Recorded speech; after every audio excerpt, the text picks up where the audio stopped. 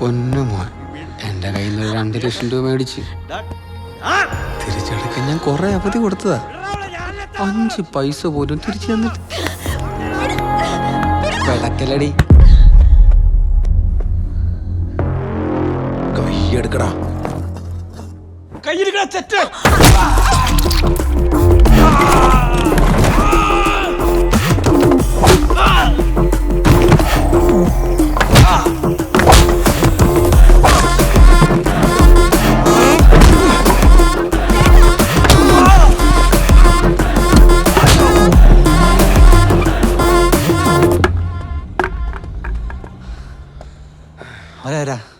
എന്താ പ്രശ്നം? കാശ് കൊടുക്കണ്ടവർക്ക് ബ്ലേഡുകാരാ, റൊട്ടേഷനാ. അപ്പോ അവരെന്നും വരില്ലേ?